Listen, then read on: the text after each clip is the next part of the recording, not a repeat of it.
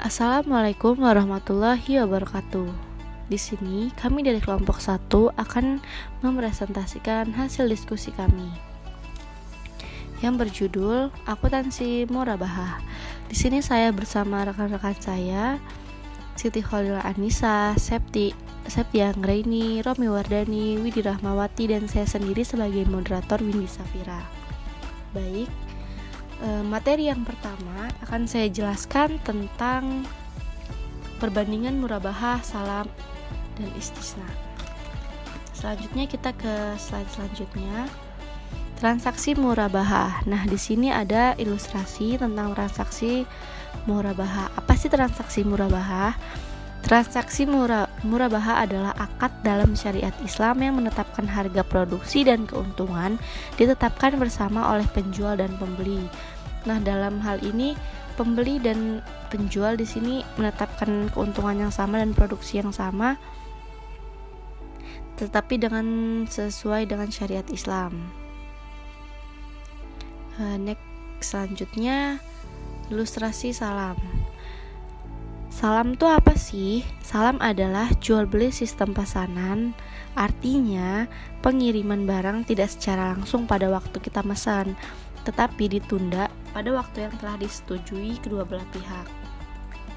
Nah, dalam ilustrasi di sini ada pembeli dan penjual. Pembeli membeli beberapa barang kepada penjual, tetapi tidak dikirim pada saat itu atau tidak diproses pada saat itu, tetapi akan diproses pada waktu yang telah disepakati oleh pembeli dan penjual. Baik, next, selanjutnya ada ilustrasi salam paralel. Salam paralel di sini merupakan melaksanakan dua transaksi, yaitu pemesan dan penjual dengan pemasok atau supplier dan pihak ketiga. Nah, di sini pihak ketiga adalah bank sebagai penjual dan pembeli. Di sini ada pembeli dan penjual. Jadi kalau mau apapun, mau berkemitraan, di sini ada pihak ketiga yang akan menjadi sebagai pembeli dan penjual. Selanjutnya ada ilustrasi tentang mudharabah yang telah saya jelaskan tadi. Mudharabah adalah menetapkan harga dan produksi keuntungan yang ditetapkan bersama oleh penjual dan pembeli. Di sini ada pengelola dana atau mudharib dan pemilik dana atau sahibul mal. Pemilik dana memberikan modal kepada pengelola dana, kemudian diolah oleh mudharib melakukan usaha atau perniagaan. Nah, kemudian dari sudah melaksanakan usaha ini, hasil usaha keuntungan 60% untuk pemilik dana atau sahibul mal dan 40% untuk pengelola dana atau mudharib. Nah, dan keuntungan dari seluruh transaksi hasil usaha ini dikembalikan modal untuk pemilik dana. Jadi sama-sama menguntungkan pemilik dana dan pengelola dana. Selanjutnya ada ijarah. Ijarah adalah perjanjian sewa menyewa suatu barang dalam waktu tertentu melalui pembayaran sewa. Di sini ada ijarah fee adalah pendapatan yang diterima atas jasa pemberian jaminan yang dilakukan oleh pihak bank. Di sini ada ijarah aset atau barang-barang aset ada berwujud dan aset tidak berwujud. Kemudian yang terakhir ada ilustrasi musyarakah. Ilustrasi musyarakah ini kita ke pengertiannya dulu. Ilustrasi musyarakah itu apa sih? Musyarakah adalah kerjasama dua pihak yang saling memberikan kontribusi berupa dana untuk membangun sebuah usaha dengan keuntungan dan resiko yang akan ditanggung bersama sesuai dengan kesepakatan. Perbedaan dari mudharabah tadi, kalau mudharabah adalah semuanya ke sahibul mal atau pemberian dana. Kalau misalnya di musyarakah ini dua belah pihaknya memberikan dana masing-masing. Nah, jadi di sini kita ada ilustrasi modal pertama dari Lembaga Keuangan Syariah Anugerah Gusti, dan yang kedua ada Tuan Amirullah. Modal dari LKS ini 70, yang pertama 70%, dan yang nasabah yang kedua itu 30%. Mereka kelola, mereka melakukan perniagaan atau mereka usaha memberikan keuntungan. labanya 80% ke LKS Anugerah Gusti karena dia memberikan 70% dananya. Nah, sisanya 20% ke Tuan Amirullah atau nasabah Mitra 2 karena dia memberikan 30% dananya untuk melakukan usaha ini. Jika kerugiannya 70% untuk si LKS Gusti, Anugerah Gusti, dan kerugiannya yang 30%-nya untuk Tuan Amirullah. Penjualan dan pemindahan kepesertaan secara bertahap kepada nasabah atau Mitra 2.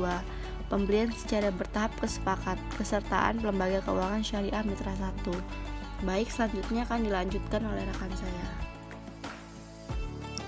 Selanjutnya, akad penjualan murabahah. Dalam PSAK 102 tentang akuntansi murabahah, murabahah adalah transaksi penjualan barang dengan menyatakan harga perolehan dan keuntungan atau margin yang disepakati antara penjual dan pembeli.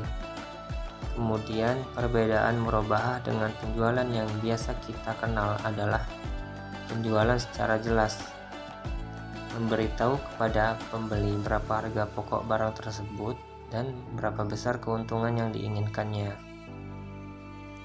Ada beberapa karakteristik. Yang pertama, proses pengadaan barang murabahah atau aktiva murabahah harus dilakukan oleh penjual.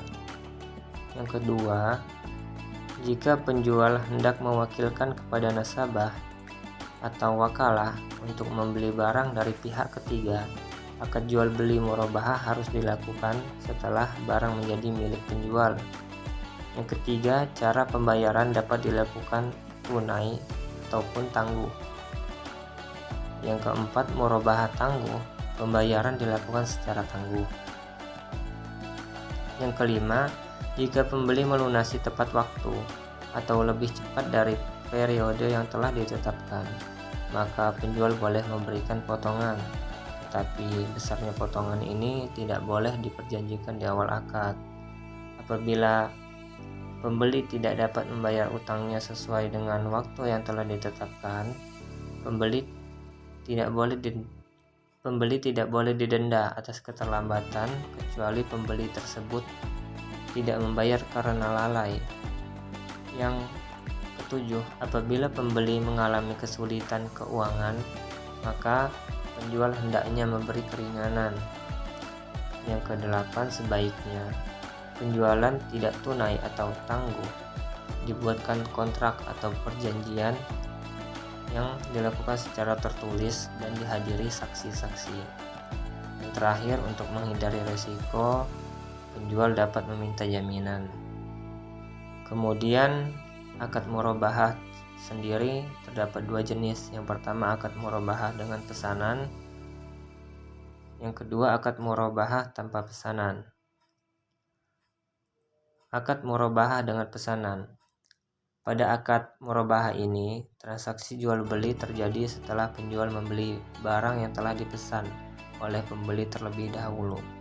Pesanan tersebut dapat bersifat mengikat maupun tidak mengikat. Apabila mengikat, maka pembeli tidak dapat membatalkan pesanan dan harus membayar barang yang telah dipesan. Serta jika barang yang telah dibeli nilainya berkurang sebelum diberikan kepada pembeli, akan mengurangi akad dan penurunan nilai tersebut dan menjadi tanggungan dan beban penjual. Sebaliknya, jika tidak mengikat, pembeli tidak wajib membayar atau dapat membatalkan barang yang telah dipesan oleh penjual. Yang kedua, akad murabahah tanpa pesanan. Sesuai dengan namanya, penjual dapat membeli barang tanpa harus ada pesanan dari pembeli. Akad murabahah jenis ini termasuk bersifat tidak mengikat. Selanjutnya ada rukun jual beli. Yang pertama, pelaku yang terdiri dari pembeli dan si penjual. Kemudian objek jual beli yang berupa barang yang diperjualbelikan. Yang ketiga, ijab kabul atau serah terima. dalam pedoman BPRS tentang murabahah. Pertama, murabahah adalah akad jual beli barang dengan harga jual sebesar beban perolehan ditambah keuntungan yang disepakati, dan penjual harus mengungkapkan beban perolehan barang tersebut kepada pembeli. Yang kedua, pembiayaan murabahah adalah penyediaan dana dari bank pada nasabah untuk membeli barang dengan menegaskan harga belinya kepada pembeli, dan nasabah membayarnya dengan harga yang lebih sebagai keuntungan bank yang disepakati. Yang ketiga, aset murabahah adalah aset yang diperoleh dengan tujuan untuk dijual kembali dengan menggunakan akad murabahah. Yang keempat, diskon harga beli adalah pengurangan harga dan penerimaan dalam bentuk apapun yang diperoleh pihak pembeli dari pemasok. Yang kelima, harga perolehan dan harga beli barang oleh bank sebelum dikurangi uang muka dari nasabah.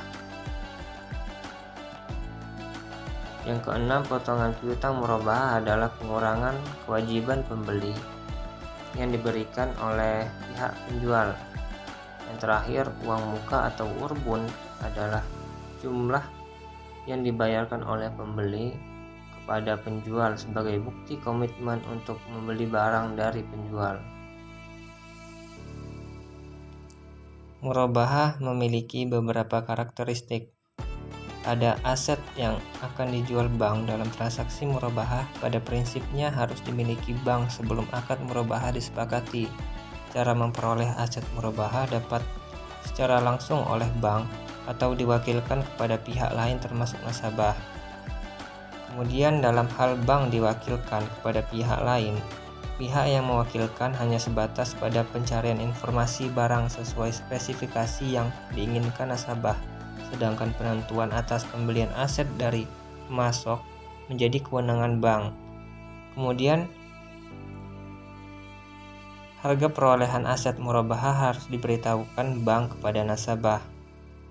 Dan harga jual murabahah adalah harga perolehan aset murabahah sebelum dikurangi uang muka ditambah dengan margin yang disepakati. Kemudian murabahah yang dilakukan oleh bank harus berdasarkan pesanan nasabah yang bersifat mengikat.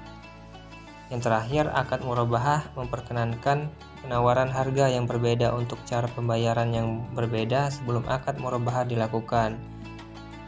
Namun jika akad tersebut telah disepakati, maka hanya ada satu harga yang digunakan, sedangkan besarnya angsuran dapat disesuaikan berdasarkan kesepakatan bank dengan nasabah. Selanjutnya, murabahah dalam akuntansi. Piutang murabahah diakui pada saat akad transaksi murabahah sebesar harga perolehan ditambah keuntungan yang disepakati. Kemudian jika menggunakan metode anuitas, maka piutang murabahah yang diakui termasuk pendapatan dan beban yang belum diamortisasi. Murabahah pada pendapatan. Pendapatan yang diterima bank selain margin keuntungan seperti pendapatan administrasi dan beban lain yang terkait langsung dengan pembiayaan murabahah seperti beban komisi, beban survei, beban lain yang tidak dapat diukur secara andal perolehannya diakui sepanjang masa pembiayaan murabahah.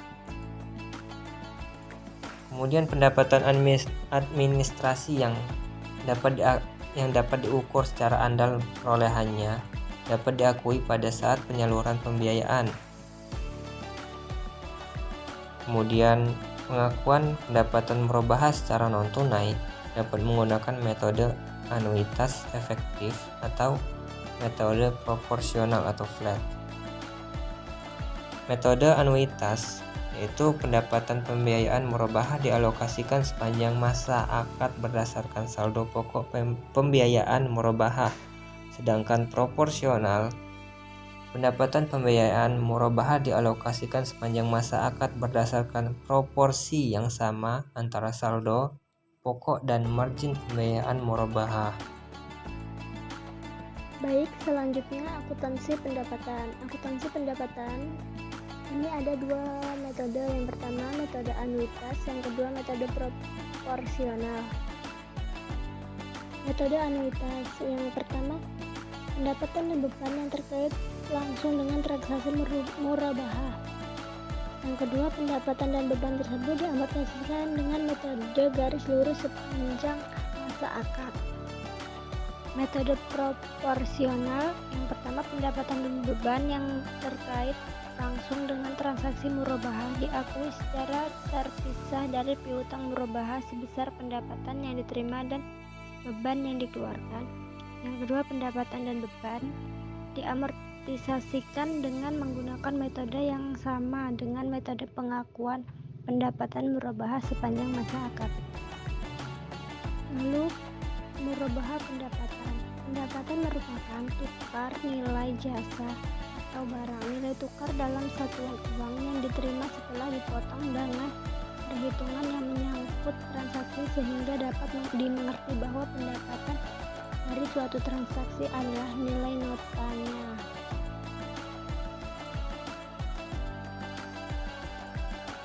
Pendapatan juga ini memiliki dua metode, yang pertama anuitas dan yang kedua proporsional. Yang anuitas, pendapatan administrasi yang nilai perolehnya tidak dapat diukur secara andal diamortisasikan selama jangka waktu pembiayaan dengan menggunakan metode garis lurus. Lalu pendapatan margin murabahah yang telah disepakati dialokasikan berdasarkan saldo pokok pembiayaan murabahah dalam jangka waktu pembiayaan. Metode proporsional yang pertama, pendapatan administrasi yang nilai-nilai perolehannya tidak dapat ditukar secara andal diamortisasi selama jangka waktu pembiayaan. Lalu pendapatan margin murabahah yang telah disepakati dialokasikan berdasarkan proporis antara pokok dan margin. Lalu murabahah diskon. Diskon ini apabila setelah akad murabahah pemasok memberikan diskon harga atas barang yang dibeli, maka diskon tersebut dibagi berdasarkan perjanjian atau persetujuan yang dimuat dalam akad. Apabila tidak diatur dalam akad, maka diskon tersebut tak menjadi hak bank dan diakui sebagai pendapatan operasinya. Diskon yang terkait dengan pembelian antara lain diskon dalam bentuk apapun dari pemasok atau pembelian barang, diskon uban asuransi dari perusahaan asuransi dalam rangka pembelian barang, komisi dalam bentuk apapun yang diterima terkait dengan pembelian barang. Lalu murabahah akuntansi diskon. Nah, sebelum akad murabahah ditandatangani, maka diskon tersebut diakui sebagai pengurangan harga perolehan atau harga normal aset murabahah. Setelah akad murabahah ditandatangani, yang pertama diperjanjikan dalam akad, maka bagian diskon harga beli yang menjadi hak nasabah diakui sebagai kewajiban sebagai nasabah, dan bagian diskon yang menjadi hak bank diakui sebagai tambahan keuntungan murabahah. Lalu tidak diperjanjikan dalam akad, maka diakui sebagai pendapatan operasi lainnya. Selanjutnya, uang muka. Bank dapat meminta uang muka kepada nasabah sebagai bukti komitmen pembelian aset murabahah sebelum akad disepakati. 1. Apabila akad murabahah disepakati, maka uang muka menjadi bagian pelunasan piutang murabahah. 2. Apabila akad murabahah batal, maka uang muka dikembalikan kepada nasabah setelah dikurangi kerugian real yang ditanggung oleh bank. Ketiga, apabila uang muka itu lebih kecil dari kerugian, maka bank dapat meminta tambahan dari nasabah. Keuntungan murabahah yang diterima bank dihitung berdasarkan harga perolehan aset murabahah setelah memperhitungkan uang muka yang diserahkan oleh nasabah. Selanjutnya, akuntansi uang muka. Uang muka yang diterima bank dari nasabah diakui sebagai uang muka murabahah dari pembeli sebesar jumlah yang diterima bank. Jika transaksi murabahah dilaksanakan, maka uang muka tersebut diakui sebagai bagian dari pembayaran piutang murabahah atau merupakan bagian pokok.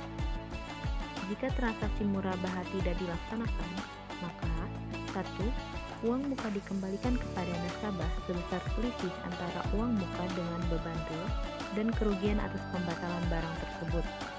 Apabila uang muka nasabah lebih besar dari beban-beban real yang telah dikeluarkan bank dan kerugian atas pembatalan.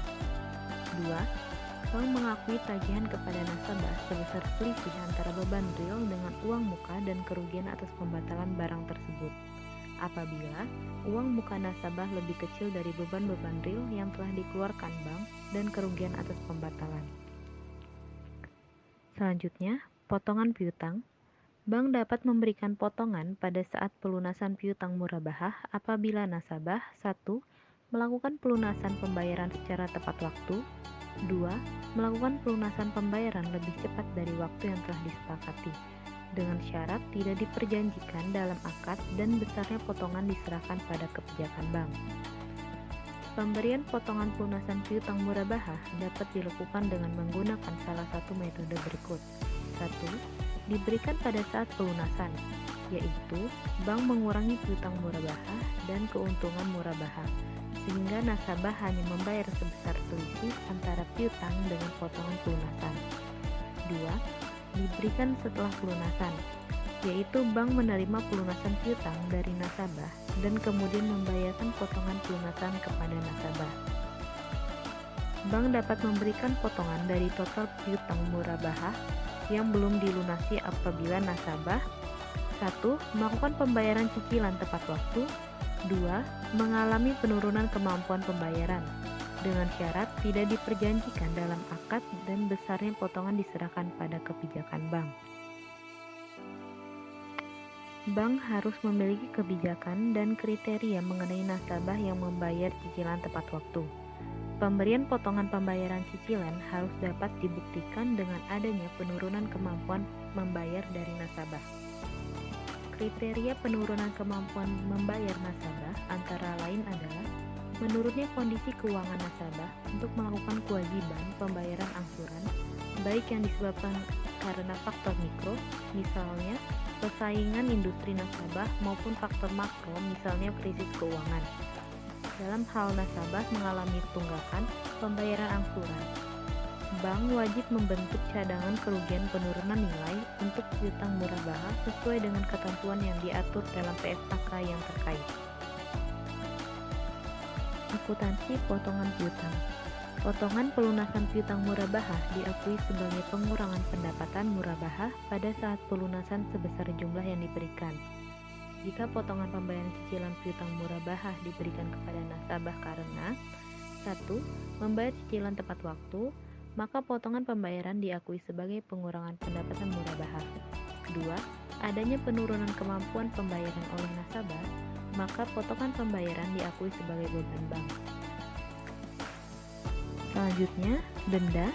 Bank dapat mengenakan denda kepada nasabah yang tidak dapat melakukan pembayaran angsuran piutang murabahah dengan indikasi antara lain 1. Adanya unsur kesengajaan, yaitu nasabah mempunyai dana tetapi tidak melakukan pembayaran piutang murabahah. 2. Adanya unsur penyalahgunaan dana, yaitu nasabah mempunyai dana tetapi digunakan terlebih dahulu untuk hal lain. Denda tidak dapat dikenakan kepada nasabah yang tidak atau belum mampu melunasi disebabkan oleh force majeure jika dapat dibuktikan. Denda kepada nasabah didasarkan pada pendekatan ta'zir, yaitu untuk membuat nasabah lebih disiplin terhadap kewajibannya. Denda yang dikenakan atas nasabah yang lalai merupakan sumber bagi dana kebajikan. Denda ta'zir atas nasabah yang lalai diakui sebagai sumber dana kebajikan sebesar dana yang diterima bank. Selanjutnya, penyajian. 1. Uang muka murabahah dari pembeli disajikan sebagai liabilitas lainnya. 2. Tagihan kepada nasabah atas pembatalan transaksi murabahah di mana uang muka nasabah lebih kecil dari beban real yang dikeluarkan nasabah disajikan sebagai piutang core. 3. Piutang murabahah disajikan sebesar saldo pembiayaan murabahah nasabah kepada bank. 4. Margin murabahah ditangguhkan disajikan sebagai pos lawan piutang murabahah. 5. Beban potongan pelunasan atau angsuran murabahah sebagai pos lawan pendapatan margin murabahah. 6. Dalam hal bank menggunakan metode proporsional, pendapatan dan beban yang terkait langsung dengan transaksi murabahah yang belum diamortisasi disajikan sebagai liabilitas lainnya dan aset lainnya. 7. Pendapatan margin murabahah yang akan diterima disajikan sebagai bagian dari aset lainnya pada saat nasabah tergolong performing, sedangkan apabila nasabah tergolong non-performing, maka pendapatan margin murabahah yang akan diterima disajikan pada rekening administrasi. 8. Cadangan kerugian penurunan nilai murabahah disajikan sebagai pos lawan atau kontra account piutang murabahah. 9. Denda tazir disajikan sebagai komponen dari sumber dana kebajikan Qardul Hasan. Selanjutnya adalah murabahah pengungkapan. Nah, rincian dari piutang murabahah didasarkan pada jumlah, jangka waktu, jenis valuta, kualitas piutang, jenis penggunaan, sektor ekonomi, dan cadangan kerugian penurunan nilai. Jumlah piutang murabahah yang diberikan kepada pihak yang berelasi. Kebijakan dan metode akuntansi untuk pengakuan pendapatan, cadangan kerugian penurunan nilai, penghapusan, dan penanganan piutang murabahah yang bermasalah. Kemudian besarnya piutang murabahah itu baik yang dibebani sendiri oleh bank maupun secara bersama-sama dengan pihak lain sebesar bagian pembiayaan bank. Kemudian selanjutnya adalah ilustrasi jurnal dari akuntansi murabahah. Yang pertama ada transaksi di mana bank melakukan penerimaan uang muka dari nasabah. Jurnalnya adalah kas atau rekening nasabah di debit dan liabilitas atau kewajiban lain-lain uang muka murabahah di kredit. Kemudian ada transaksi di mana pada saat timbul beban lain yang dikeluarkan oleh bank. Nah, jurnalnya adalah beban lain yang terkait di debit dan kas atau rekening di kredit. Kemudian ada juga transaksi yang terjadi pada saat perolehan aset murabahah. Persediaan atau aset murabahah di debit dan kas atau rekening pemasok di kredit.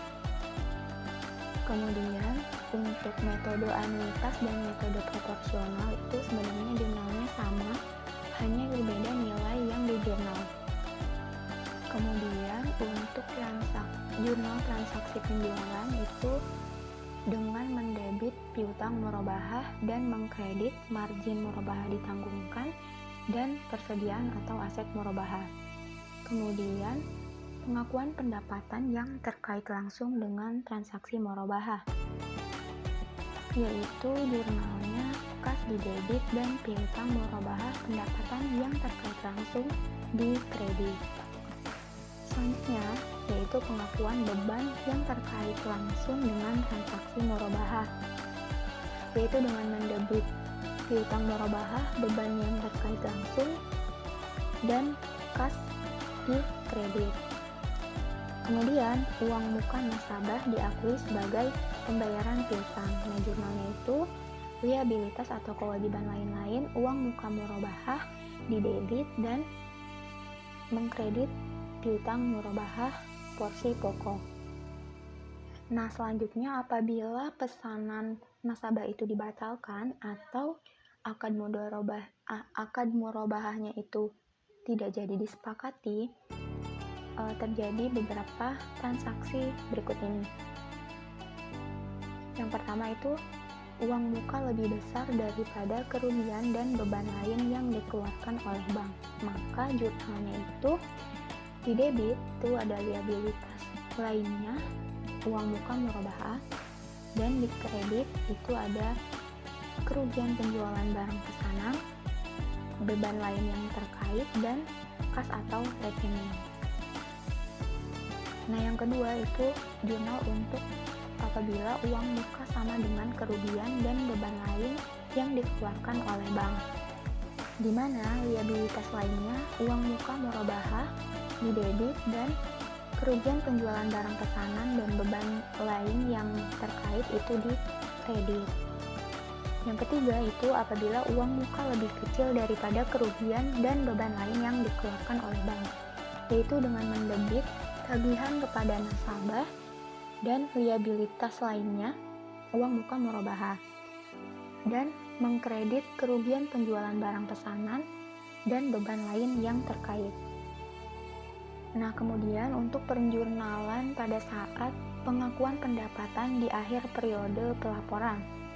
Yang pertama ada metode Amintas, di mana jurnalnya adalah pendapatan margin murabahah yang akan diterima di debit dan piutang murabahah itu bisa di debit atau kredit, kemudian pendapatan margin murabahah di kredit.